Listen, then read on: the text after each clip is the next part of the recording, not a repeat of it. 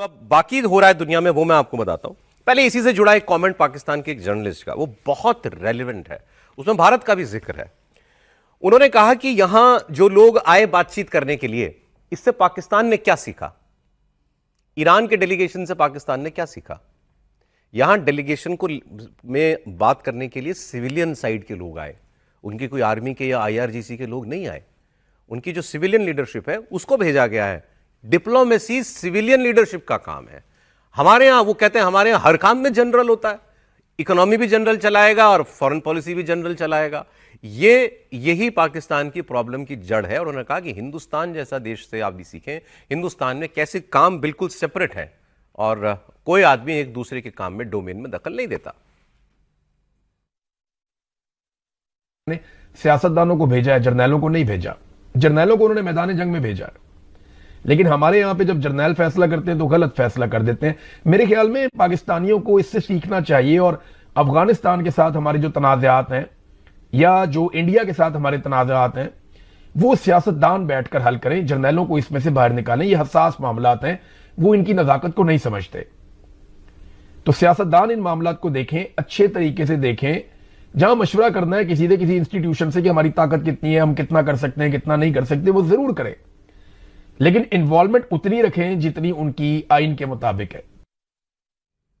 तो अब तो आइन के मुताबिक सभी कुछ उनका है, जनरलों का ही है, मतलब कॉन्स्टिट्यूशन के मुताबिक।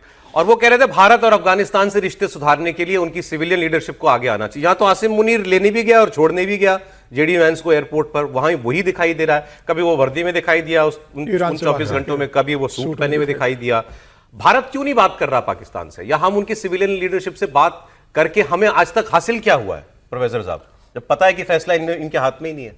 देखिए, पाकिस्तान के बारे में 90 के दशक में, 80 के दशक में कहा जाता था कि 3 चीज़ें पाकिस्तान चलाता है।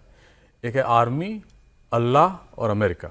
अब वो 80 और 90 के दशक वाली फिर राजनीति वापस आ गई। बीच में चाइना आया था, लेकिन चाइना डायरेक्टली इस समय इन्वॉल्व नहीं हो रहा, और फिर वही वो पॉलिटिक्स आ गई है। लेकिन हमारा ये भी हमने देखा है कि जब जब वहाँ जनरलों का शासन रहा है तब तब शांति रही है, रिलेटिव शांति रही है उनके अंदर, हमारे बीच पाकिस्तान और भारत के संबंधों में। जब जब जनरलों का शासन नहीं रहा है तब कॉन्फ्लिक्ट्स ज्यादा हुए हैं या टकरावट की स्थिति ज्यादा रही। तो भारत के लिए इमटेरियल है कोई वहां है, क्योंकि वहां के पूरी साइकी, पूरा आर्मी, पूरा सिविलियन भारत के विरोध में, और उनको भारत के विरोध में आप जो भी कराना चाहें वो तुरंत तैयार हो जाते हैं करने के लिए। इसीलिए शायद आर्मी एज एन इंस्टीट्यूशन को उन्होंने बचा के रखा है, और हर व्यक्ति को उस भारत से डर रहता है।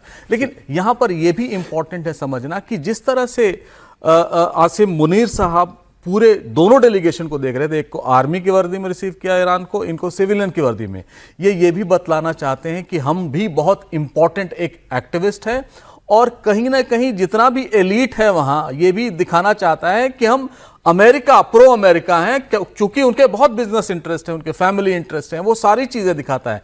लेकिन इस समय जिस मुहाने पर पाकिस्तान खड़ा है, अगर आप उसको भी देखें तो वो बिना अमेरिका के सपोर्ट के चल नहीं पाएगा। और ये तो एक बहुत बड़ा एग्जाम्पल भी था कि यहां कुछ नहीं निकला, क्योंकि इनके पास दमखम नहीं है वो चीज करने की।